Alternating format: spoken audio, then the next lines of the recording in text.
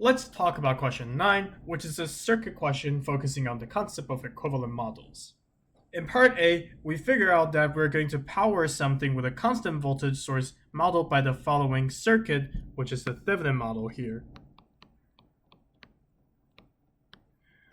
And that we're going to model our lighting with a resistor RL across terminal A and B. So now we are being asked if the wiring between terminal A and terminal B can only handle up to 5 milliamps across the terminals, which means it can only receive currents that are less than 5 milliamps, then what is the range of resistance values for RL such that I can connect across those terminals given my voltage source and my 1K ohm resistor? So in other words, our objective is to find the expression of RL such that IAB, which is equal to IRL, is less than or equal to 0.005 amps always. And we also know that IRL can be calculated as, according to the Ohm law, Vs over Rs plus RL, and substituting the above values in, we get that it's 10V over 1K ohm plus RL. And that this is less than 0.005 amps. And it's 0.005 amps because it's equal to 5 milliamps, which is the quantity we wanted here. So now we have an inequality involving RL and other known values. We can try to derive an inequality involving RL itself as a term, and so we'll be able to find a range of values that work. So multiplying this inequalities both sides by the denominator of the fraction, we find that 10V is less than or equal to 5V plus RL times 5 milliamps. And subtracting both sides by 5 volts, I get something like this. And then dividing both sides by 0.005 amps, which is 5 milliamps, I get that RL should always be larger or equal to 1000 ohm.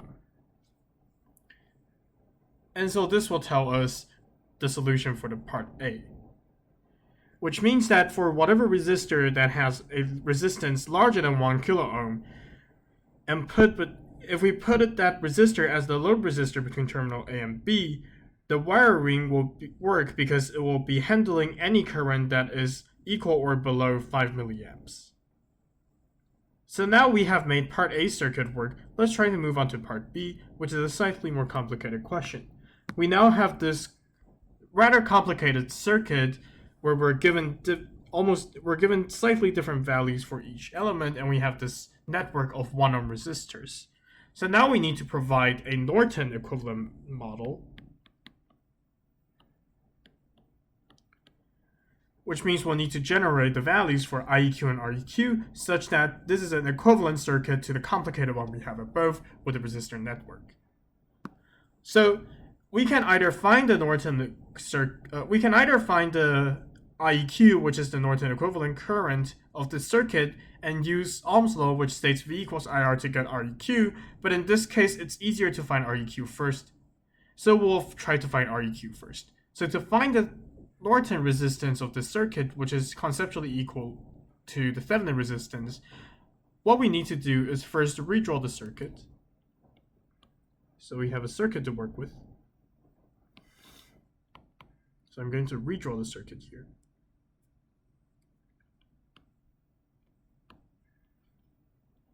And I have the voltage source here, but I'll leave it blank and I'll explain why later. So I also have a resistance here in seams, and then there's one more resistor between here. Okay, and then the terminal A is here, terminal B is there. So to find a Thevenin resistance, what we need to do is first zero out all independent sources, which means voltage sources are now changed into a wire in the new circuit. And now I am going to try to find the resistance between terminal A and terminal B, which means I'll have to try to see how does the current flow through this circuit. So I can either flow in this pattern such that I traverse a 1 ohm resistor and another 1 ohm resistor, or I can go through the left 1 ohm resistor and then I face another crossroad here. I can either go to the way with 2R or go to the way with just a wire. But since the way with the wire has 0 resistance, the circuit will actually short and not traverse any resistor here. So this part of the circuit is shorted. And I'll go back to the R. So this means I'm actually dealing with a circuit that looks like this.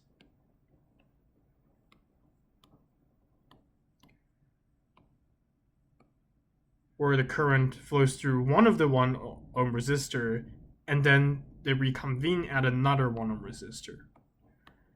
And the equivalent resistance between A and B, which is the REQ we're searching for, is equal to R parallel R plus R. The R parallel are referring to this parallel network, while the R referring to the resistor in series. So now we will have to try to compute this value. And R parallel R is going to be equal to 1/2 R. Well, R is just R, so REQ is equal to 3/2 R, which is equal to 3/2 ohm, since R is equal to 1 ohm. So now we just have to find IEQ, and before finding IEQ, let's also remind ourselves that V is equal to IR, so VEQ is equal to IEQ times REQ. So by finding VEQ here, we can solve for IEQ, because looking at a complicated circuit above, it might be easier to just solve for VEQ. So let's still have the same circuit we had before for the purpose of finding VEQ, and I'll erase some previous annotations here. So this time we're actually dealing with a voltage source because we're no longer dealing with having to zero out the independent sources.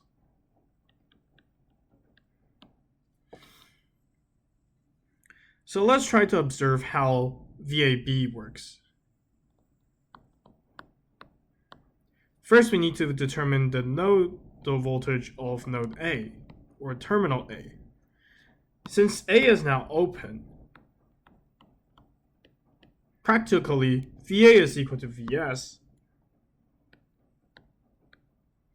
because no current flows through this resistor, which means there's no voltage drop across the node of VS and node of terminal A. So VA is equal to VS. We must not forget there's a ground node here. It's just that the question doesn't label it. So VB would actually show us a voltage divider, that is VS times R over R plus R. And the voltage divider is here.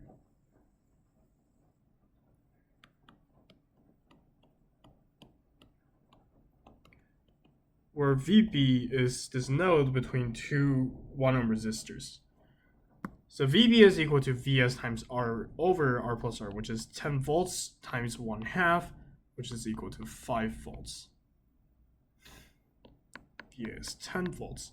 This means that VAB, which is equal to VEQ, which is equal to VA minus VB, is equal to 5 volts. So now that we know the equivalent voltage is 5 volts, we can use the previous equation we used here to figure out IEQ, which is equal to VEQ over REQ, which is equal to 5 volts over 3/2 ohm, which is equal to 10/3 amps. And thus, this complicated circuit is actually equivalent to this Norton model, where I have a IS supply of 10/3A, I have a resistor across parallel with it. Here's my ground node, where the resistor in parallel has a resistance of 3/2 ohms. This is Q. And I also have the terminal A and B across, and this Norton model will be the equivalent to the above complicated circuit.